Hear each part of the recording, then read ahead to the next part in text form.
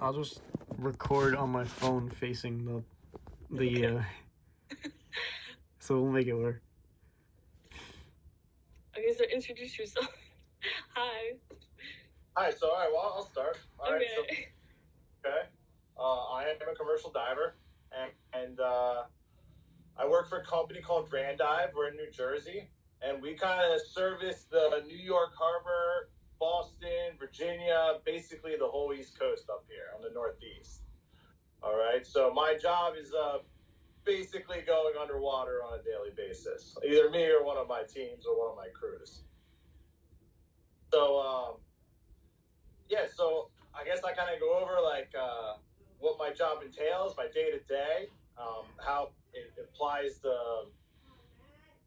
New York area and the marine industry, which is really the overall encompassing industry that I work for, and then kind of out there. Okay, so like I said, my name's Zach, and I've been diving for this company since 2011. So right after Hurricane Sandy is when I started. And actually, there was a lot of work after that, so I was really busy. But basically, commercial diving and what we do in our company is we service and we repair and we inspect all the ships and vessels that are coming in and out of our ports. So, for example, like container ships, cruise ships, all your passenger ferries, like the NYC DOT ferries, and all the fast ferries that are crossing the bay all the time. Tugboats, barges, all these different marine vessels, they have to be regularly inspected and serviced. All right, and it's not like something where you can just take a giant ship, pull it out of the water, look at the bottom, and say it's good to go. Right? They have to be taken into what's called grading docks or dry docks, where they pump all the water out, and it's $1 million process. So like it's much cheaper just to have dive teams, actual people come in, go under the ship with the video cameras and record and actually do a video survey of the vessel. And then all the information that we find, we pass it on to the engineers, and then the engineers determine whether it's like a safe vessel or whether it's carrying cargo or commerce or whatever it's carrying. Is it going to safely get across the oceans? And is the crew going to be safe? So that's kind of like where diving comes in to the shipping business. And then you would be surprised, a lot of these ships actually have a lot of problems. They hit things, they hit the bottom, they come into port when it's too low, and they actually drag across the bottom. So we'll have to go do damage surveys. A lot of times they get covered in marine growth or marine fouling, which is a big role in the environment. So like barnacles on a ship is going to actually really slow the ship down as it crosses the ocean, and it's going to consume a lot more fuel. So they'll have teams like us come in, we'll actually clean the barnacles off the bottom of the ship so that they can get the fuel consumption that they need to get across these oceans. All right, but is that allowed? That's a common thing. So there's only certain places we're allowed to do ship cleanings. Like we are allowed to do them in New York, but we're not allowed to do them in like Boston. We're not allowed to do them in Connecticut or Rhode Island, okay? Because they're worried about the barnacles or the cross-contaminating species from different environments around the world. So, they can come to New York and we'll do it here. They'll go down to Virginia and do it, but that's another common job that we do. And we actually go underneath the ship. So, like, we wear all sorts of specialized diving equipment. We have helmets that we wear, that we have communication so we can talk to the guys up top side, and they just pump air down a hose into our, what we call the umbilical. Sometimes we go on scuba, which is just scuba diving in the tank and the regulator in your mouth. Sometimes you kind of it's real shallow and you're right on the surface. So we're only wearing wetsuits or dry suits when we go in the water. Really, our company, although we specialize in the shipping business and doing those sorts of jobs, we really cover basically anything underwater. Another big portion of our company is salvage. Okay, salvage is when things sink or crash into the ocean and have to be recovered, right? The most recent one was the Francis Key Scott Bridge, or Francis, you know what I'm talking about? The bridge in Baltimore that fell? Right? Yeah. Dolly Bridge. That was a massive, massive job, and it involved all sorts of government agencies, independent contractors like ourselves. We were heavily involved in that, and actually doing the survey diving, determining, how the bridge fell, what happened, what the recovery process was, and then being involved with it. So that was a big job for us. But we do all kinds of stuff. We work on golf courses a lot of times because they have pump systems that water the greens, and it's really important. If a golf course loses its greens, it loses so much money. Mm-hmm. So they'll pay whatever they need for us to come in that and do something like that. We do a lot of work with NOAA, especially the tide buoys. So are you guys familiar with tide buoys and how they work? Yeah, we have someone who's not. If you could explain a little bit. Yeah. So basically, they sit on the tide buoys for NOAA. They sit on the bottom of the ocean in certain areas, and they determine like water depth, water temperature, the currents, how fast the tides are moving, and that way we can track all this information. And they can send it to your apps or phones so that ships know when they can come in and out of ports and things like that. The local one is the biggest one is under the Verrazano Bridge. It's in about 65 foot of water, and basically it's like a big triangular, big triangle cone-looking thing that sits on the bottom, and it's got sensors in it, and then there's a cable that runs all the way to Brooklyn. That supplies the power to it and collects all the data.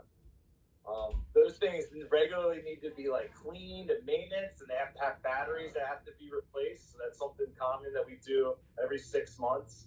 And like there's one under the Verrazano Bridge, there's one under the Bayonne Bridge, there's one at the entrance of the Raritan Bay. So that's a real common thing we do, especially with in this area. And basically anything else. I mean, regularly we get called to do salvages, looking for like lost propellers from ships or rudders. We work with a lot of intake systems in the city. So a lot of the buildings you see in Manhattan, Brooklyn, Queens, even Staten Island, they actually use water. They draw water from the ocean to cool their systems, right? And then they send it back out into the rivers once it's cooled down. So we have to inspect and repair those intake systems all the time.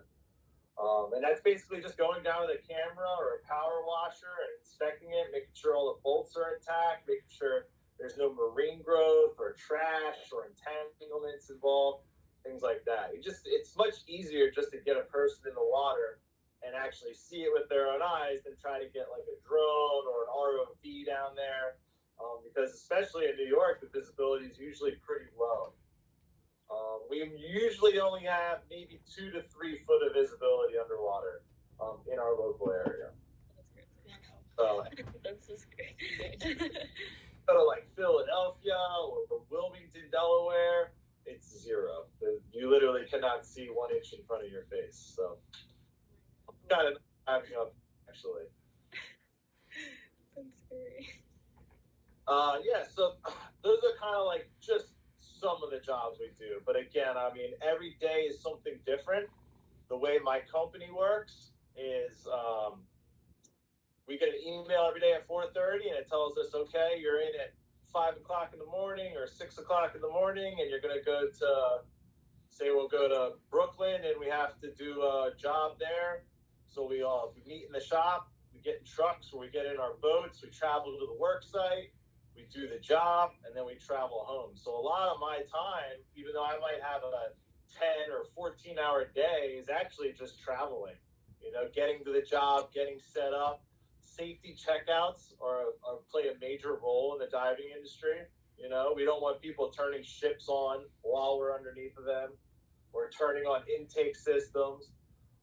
We have to contact the Coast Guard all the time, let them know if we're diving into shipping channels so that they can slow down traffic, vessel traffic coming in and out of the ports, even though a lot of times they don't listen.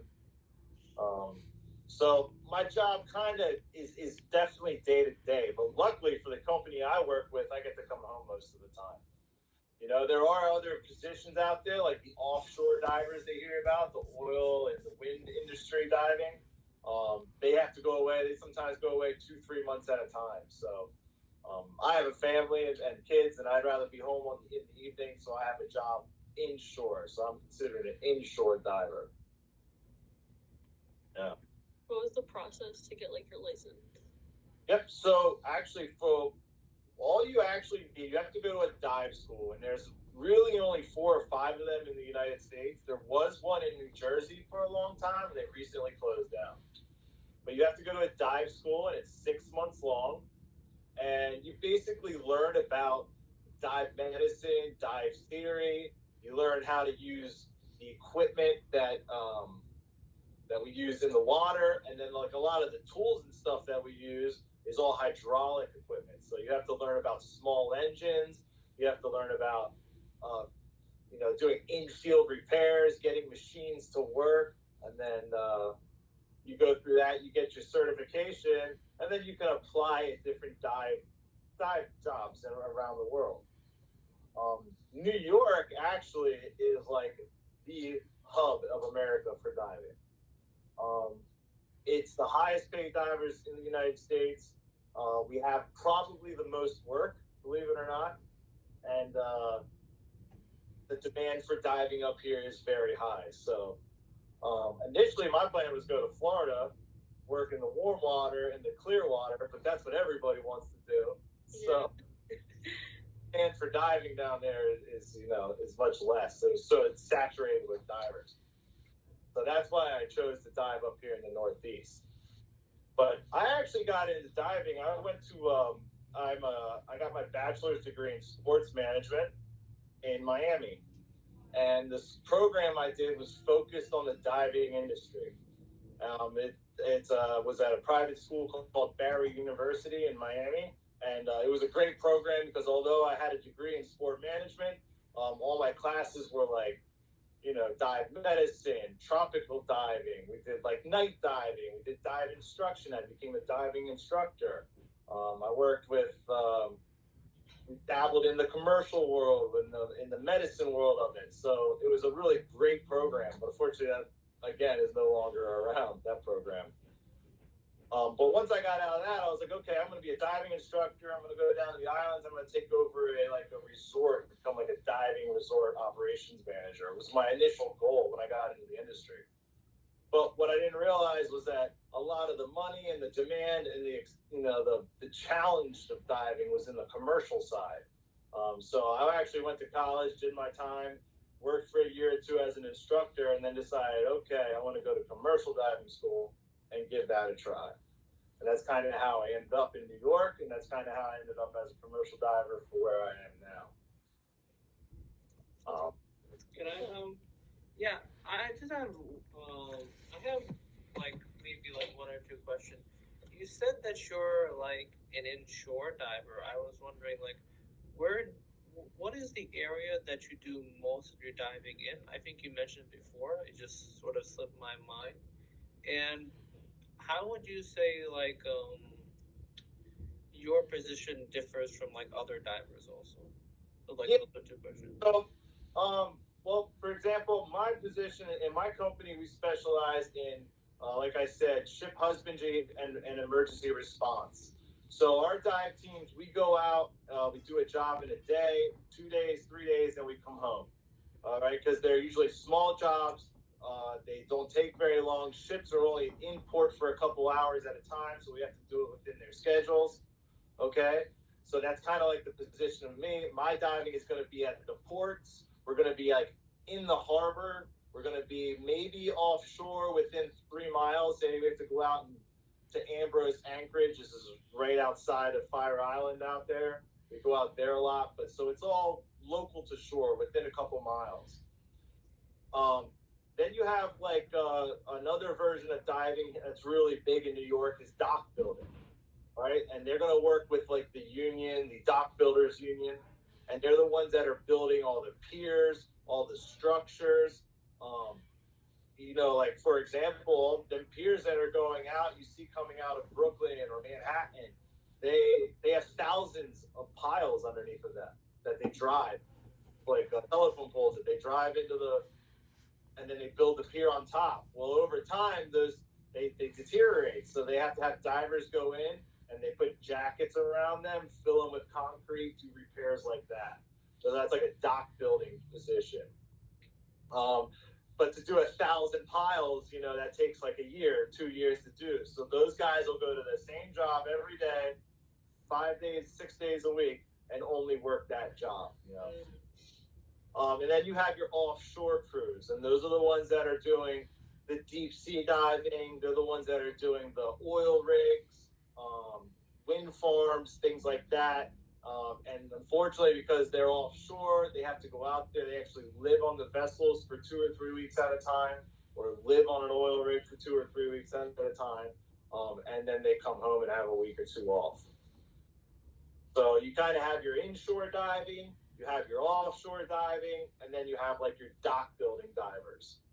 Then there's always like, the civil diving, which is going to be your firefighters or police divers, that kind of do those sorts of jobs, recoveries and things like that. Can I ask, like, what is something that would disqualify somebody from being a diver? Let's say he has like bad lungs, or he just has something that prevents him from breathing. What would that be like? Something that disqualifies? Yeah, most of the time it's going to be medical, and it's going to be if you've ever had any sort of pulmonary or, like you said, lung injury, a lung overexpansion injury, a punctured lung. Those things, they could have possible effects underwater, under pressure. So we don't recommend them diving. Or if you have a lot of people have sensitive ears, so if you have ever blown out your eardrums, that's not really much of a recoverable. Like if you blew out your eardrum, it's not like they can just stitch it up and it's going to be okay, because every time we go underwater and we go under pressure, we have to clear out the sinuses, our cavities, our air cavities in our face and our ears. That's why if you've ever seen scuba divers are blowing their nose or exhaling, they're letting the air out of their sinuses. So it's mostly medical that's going to stop people from actually pursuing this industry. Again, like, you can't be scared of going in zero visibility, dark water. If you're claustrophobic, it's not a great job for you. A lot of the diving we do is actually only for like 2 or 3 hours a day, so it's not like you're actually in the water for that long of a time. At least my position, but you do have those issues that could come up. So. I actually have a question. What is like the highest or like the deepest point you've ever dived before? For me, like I've done, I've been maybe 260, 270 feet deep. Anything over 180 feet, we use mixed gas diving. So we add helium to our air mixture. If you go really deep, you get something called nitrogen narcosis. So the deeper you go, the more you breathe, you're actually breathing in nitrogen. And if your body gets too much nitrogen in your system, it's kind of like getting a buzz. So like you get dizzy, or you get loopy, or you forget things. And it's called nitrogen narcosis. And if you get really deep past the 200 feet or so, it's almost unbearable, to the point where you're not even going to know what you're doing anymore. So they add helium into our air, and it changes your voice, so you sound like Mickey Mouse, but it overcomes the effects of the nitrogen narcosis. Yeah, so if you're going really deep, now if you're going that deep, though, there's other things. You have to have hyperbaric chambers on board in case there's ever an accident or a dive accident, a diving injury. It's not like you can just come to the surface and be okay. You have to come up very slow. But if it's an emergency and the guy's unconscious, they bring you up really fast. We put you in a chamber and we put you under pressure, so it's like you're at the bottom of the ocean. And then we bring you up slowly, and that's just kind of like one of the processes of fixing diving injury. Luckily, like my company is very conscientious about safety. We at all times, we basically the number one rule of diving is plan your dive and dive your plan. Okay, so we always have pre-dive meetings. We know exactly what the divers are doing while they're down there. Always someone very experienced on the job. And then if there's any alterations, if there's any problems, if there's any air issues, if there's any equipment malfunctions, we always abort the dive, get out of the water, talk to the diver, fix our problems, and then we'll get back in. My company has never had any sort of diving injury, and we've been around for 60, 70 years now, so it's as safe as you want it to make it, There are definitely companies that fly by and just kind of wing it, and that those companies, you kind of know who they are when you see them, and if you don't feel safe, then they're probably not a safe company. So it's a very important aspect of our industry. We can't afford injuries. So Yeah. Paul, do you have any questions? What was this the first dive job you got straight out of college, or what was the process of finding a career? This was my first commercial diving job. So, like I said, I was pretty fortunate. I went through this diving program in college where I dove every single weekend, and I became an instructor. So I had maybe 2,000 dives before I ever became a commercial diver. So I was used to diving. I was used to the equipment. The only thing I really needed to adjust to was the industry itself, which I wasn't familiar with. I grew up in Pennsylvania, out in the farm country. So I wasn't familiar with ships and tugboats and all this traffic that happens here in New York and in these busy harbors. But luckily for me, I was comfortable in the water, so I was able to pick it up very quickly.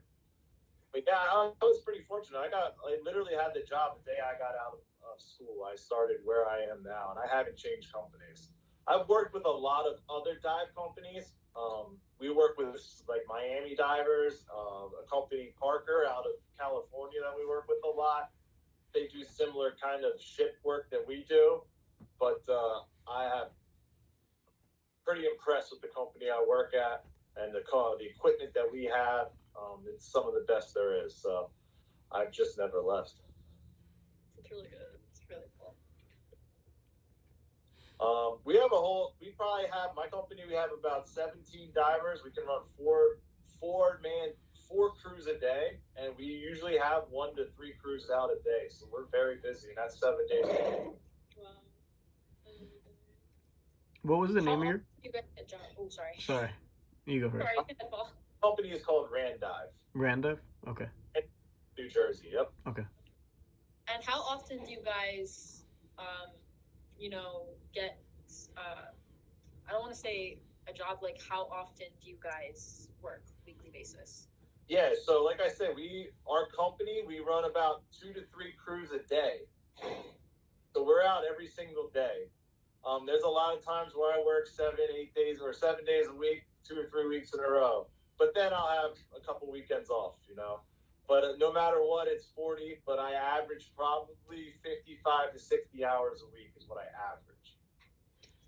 Is it like a big group of people? Or What's that? Are you guys like a big group of people, or like is it like a small group that they have to rely on, like the crew size? Yeah, so normally we're gonna run a 3 or 4 man crew. But for our jobs, if we're working for the military or Coast Guard, sometimes they require a 5th guy. But that's basically all you have, and so that means you have a guy on 1 or 2 divers that are in the water. You have a tender who's holding the hose, getting tools, getting supplies, and then you have a guy who's sitting on the video monitor with a microphone, kind of telling the diver what to do. He's also the supervisor, and he's probably talking to the engineers or whoever we're working for. and then that crew just rotates. I mean, we got, like I said, we got about 16 or 17 guys. If you work with the same crew for more than a couple of days, you kind of get into it with each other. So our company they'll just keep rotating our crews. So it's a different crew every day.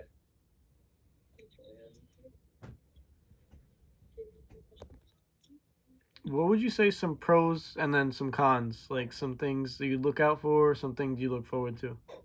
Yeah. So I mean, first off, personally, I mean, I don't. It's not. I have an office at our shop, but I'm rarely there. Um, I really enjoy the schedule of not knowing when I'm getting home or not knowing when I'm starting the next day. It's not a 9 to 5 job, so every day is different. I'm going to be in a different location. I'm going to be in a different city. I'm going to be with a different crew. Those are all things that I enjoy because it kind of mixes up my days and they're never the same. I never get tired of the job. I don't get exhausted of, you know, now that some people don't like that sort of career. They want that steady hours or this or that. This isn't the job for that. Also, if you guys, I mean, I'm regularly get up before the sun comes up, and I spend a lot of mornings crossing like the Raritan Bay or the New York Harbor on boats as the sun's coming up. I mean, it's just unbelievable out there. And if you haven't spent a lot of time on the water, you'd be amazed at all the marine life that you do see, all the bird life out there, and the sunrises and sunsets. They're some of the best there are. So those are some just great things that never get old with this job. I do get to work with crews from all around the world. So you have ships coming in from every country in the world, and we have to work with their crews. So I meet a lot of different people, a lot of different nationalities. A lot of times they'll feed ships, try the different kind of foods and things like that. That's also one of the challenges. We have a lot of language barriers if we're working with international companies. So usually there's always somebody that speaks English, but sometimes there's not, and then we're kind of just trying to do that, communication dance right with each other. But it's always enjoyable. The job can get uncomfortable. We do work. You're going to be diving. You're going to be getting up early in the mornings. Sometimes you have to get in the water 2 or 3 times a day. Sometimes you have to take your suit off, wait 2 or 3 hours, put your suit back on. That's not exactly the most fun thing to do. I run a lot of jobs. I'm a supervisor, so if I'm getting in the water, it's probably because something's gone wrong or we've run out of time and we need more help. So a lot of the times when I'm getting in the water, it's going to be at the end of the day. I've already worked 10 or 12 hours. Now I got to get in and do a 2-hour dive. So sometimes you get days like that where are really tough, and you're like, well, but you got to do it. It's not like we can quit. We have to finish our jobs before we go home most of the time. And then I have been on jobs where you just, for example, if a long-term job would be like if you get a hole in a ship, like an actual hole that has to be repaired. What we'll do is we'll go on the outside and we'll seal it off so that no water can come in. And then you have to get a company to come in and do an internal weld where they go in and weld like a new plate inside the ship, a doubler plate. That takes forever. So we'll get in the water, we'll seal it up, we'll be done in like 2 hours, and then we'll have to literally stand by for like 15, 20 hours until they're done. But we can't leave because if there's a leak or something opens up, we have to be there. So those are definitely some of the challenges. And those are the kind of the days that you get kind of tired of. But I really like my job, and I've been doing it a long time now. I'm really comfortable with it. We have a lot of turnover in my company, so we do get a lot of guys that come work for about a year or two and then move on. And when I say guys, I mean females too. There are quite a few women divers in the industry too, so it's not uncommon to have women diving working alongside with you or anything like that. Good to know. Yeah, actually, the job we did down in Baltimore, that giant salvage of that bridge, we were there for 8 weeks straight, 9 weeks straight. We were there. Now we would do 2 weeks and we would switch crews, but our company was there and we were diving every day.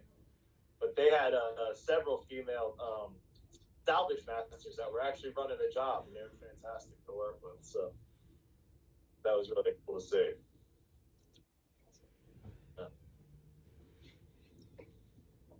Any more questions? Do you have any questions? No. No. Paul, any more No. questions? No, I'm good. Thank you so much for meeting with us. It's really interesting. Thank you so much. Yeah. I mean, as far as I know, like, I don't know if you guys will spend the time out in the industry, but basically anything that's commercially done on the water, so like whether it's research vessels or commerce or just any sort of transportation, at some point you're going to run into divers because we're there. All those different aspects of the industry, they need to have people go in and actually put their hands on it underwater. So, you know, we're very busy. Good to know you guys are out there. Yeah. Yeah. I'm out there a lot, so I'll be looking to see if I even see like divers. Sure. And I'm sure you guys seen dive flags. There's lots of dive companies around, and once you start seeing them, you're gonna be like, wow, there's divers everywhere. Interesting. I recently got open water certified, so the first Yeah. of steps. Yeah. That was the summer I got that. Remember my first open water dive? I was in the Florida Keys, and I mean, I remember it to this day exactly. Yeah. So It was pretty cool. yeah, It really is. it never gets old. Yeah. I gotta try diving. Yeah. I'm scared, but it's interesting. Yeah. You ever been? Start there. It's easy. You don't have to worry about going underwater. Work your way to the bottom. No, yeah. So Thank you so much. Thank you. Thank you so much. yeah, you're welcome. It's nice You have a talking. good day. Sorry again about the Sorry about technical that, yeah. difficulties in the beginning. All right, cool. Okay. Very cool. Thank you for sharing. Thank you so much. Any questions, you always feel free to ask and contact me. Let me know, or if you, like I said, I can bring in equipment. If you ever want to see an in live presentation or see a diver, we set that kind of thing up. It's really cool. Of course. Thank you. Thank you so much. All right, everybody. All right, Have a good you have day. a good one.